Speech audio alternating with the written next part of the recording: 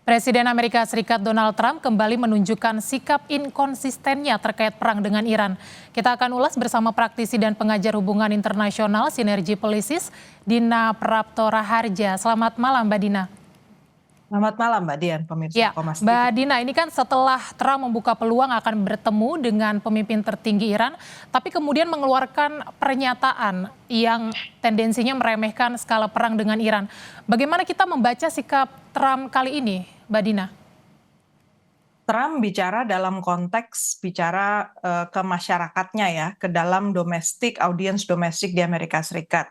Kita tahu di tanggal 3 Juni kemarin, baru saja ada pengambilan keputusan di House of Representatives di DPR sana, di Amerika Serikat, dan ada 4 perwakilan dari Kongres, dari House, yang 4 dari Partai Republikan yang mendukung War Power Resolution, resolusi untuk membatasi mandat perang dari presiden.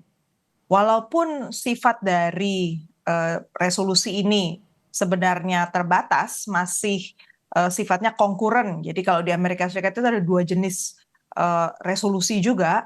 Resolusi perang yang kali ini karena dari segi kekuatan Partai Demokrat itu relatif lemah dibandingkan Republikan, dia hanya partai minoritas, maka kali ini dia hanya mengajukan model yang konkuren. Tapi model konkuren ini sudah membuktikan ternyata ada 4 orang dari Partai Republikan yang bukan dari negara bagian main-main memilih untuk pindah jalur dan mengecam Trump.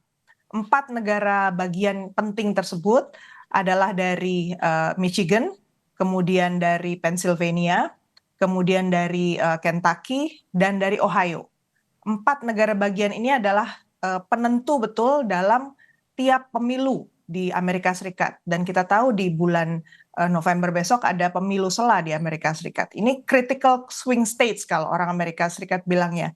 Jadi kalau sampai pindah posisi mereka tidak mendukung lagi Partai Republikan, bisa dipastikan dalam pemilu mendatang Partai Republikan akan kehilangan suara. Dan kita lihat tadi Donald Trump bicara di depan forum petani yang memang secara tradisional itu merupakan pendukung dari Partai Republikan. Jadi kita melihat dari konteks di dalam negerinya lah, Trump sedang berusaha meyakinkan masyarakatnya bahwa yang dia lakukan itu sebenarnya tidak melanggar war power resolution, dan dia berusaha mengecilkan. Kembali lagi dia pakai narasi perangnya nggak besar kok, udah berhenti sejak bulan April. Tapi kita tahu di Amerika Serikat tetap belum memandang ini bukan sebagai sesuatu yang kecil, tapi sesuatu yang berlarut-larut dan belum selesai biayanya. Oke, pernyataannya itu memframing citranya Trump di depan warga Amerika Serikat atau pemilihnya. Tapi apakah pernyataan Trump tersebut juga ada hubungannya atau kaitannya dengan Kongres, Mbak Dina? Misalnya untuk melunakkan Kongres supaya kemudian Trump bisa lebih leluasa untuk terus menyerang Iran? Dalam konteks Kongres, sebenarnya Donald Trump sedang berusaha untuk meyakinkan Kongres juga untuk menyetujui permintaan dana tambahan untuk urusan perang. Jadi untuk budget 2027, dia minta kenaikan anggaran perang 44%, dan dari mana itu diambilnya? Dari program jaminan sosial yang ada di Amerika Serikat. Jadi bisa kita bayangkan ya, urusan perang ini ternyata membuktikan bahwa agenda yang seharusnya disiapkan Trump untuk masyarakat itu akan diambil alih untuk urusan perang. Jadi di sini sebenarnya kelihatan nggak konsistennya ya. Kalau memang perannya udah mau selesai, kenapa harus nambah anggaran? Kalau memang perannya kecil dan latihan, kenapa harus nambah anggaran bahkan sampai ngambil dana untuk jaring sosial masyarakat di Amerika Serikat? Ya, itu menjadi pertanyaan juga Mbak Dina, inkonsisten pernyataan Trump terus berulang, ini mengindikasikan apa? Kebingungan Trump kah dalam konflik ini? Trump dalam posisi mencari exit sebenarnya ya, tapi sampai hari ini belum ketemu caranya. Jadi kalau diperhatikan, yang diserang oleh Iran hari ini adalah 2 negara yang sangat rentan di Timur Tengah, di Teluk ya, Bahrain dan Kuwait. 2 negara yang paling kecil, dua negara yang punya pangkalan militer, tapi pangkalan militer Amerika Serikat itu juga posisinya dekat sekali atau bahkan nempel dan digunakan sekaligus untuk pelabuhan ekspor impor barang. Nah, karena dua negara ini negara kecil, urusan makanan itu diimpornya dari sana. Dan dua negara kecil ini lebih dari 80%, bahkan kalau Bahrain itu sampai 85%, makanannya itu diimpor dari luar negeri lewat situ. Juga untuk air minum. Jadi bisa dibayangkan sebenarnya sekutu Amerika Serikat yang paling rentan itu ada di negara Teluk. Dan sampai hari ini dia belum bisa menyelamatkan. Konteks lain juga berkembang hari ini itu adalah respon dari Presiden Joseph Aoun ya di Lebanon tentang Iran. Jadi tadi yang kita saksikan di gambar tadi, masyarakat Lebanon marah ya bahwa urusan negosiasi ini menurut masyarakat udahlah nggak usah negosiasi Lebanon dengan Israel sendiri karena sudah terbukti kalah. Tapi kita lihat dalam wawancaranya Presiden Aoun itu masih berusaha untuk mengecilkan Iran dan berpikir bahwa dia masih bisa berhadapan dengan Israel langsung.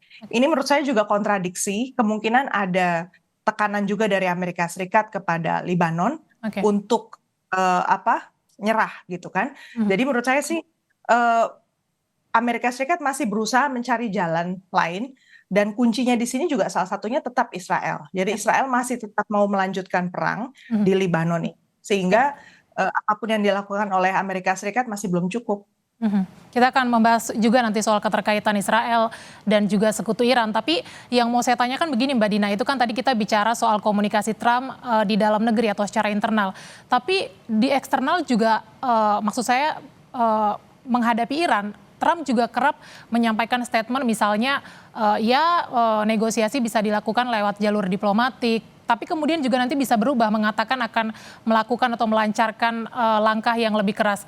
Anda melihat seperti apa statement Trump ini dalam proses negosiasi? Apakah itu hanya sekedar gertakan saja kepada Iran dan apakah itu efektif? Sebenarnya dia masih berharap bahwa Iran itu mau memberi ruang yang lebih luas kepada Amerika Serikat. Minimal supaya dia tidak malu lah, mundur begitu kan. Apalagi kalau dilihat dari statement-statement Trump sejak tahun 2020, keinginan dia betul-betul untuk menjadikan Iran kalah itu adalah satu agenda politik luar negeri yang belum terwujud. Dulu tahun 2020 dia pernah melakukan aksi serupa, membunuh juga sejumlah pemimpin tinggi di Iran, dan dari pihak Kongres itu melakukan upaya juga untuk menghentikan langkah tersebut. Dan waktu itu sudah hampir sukses.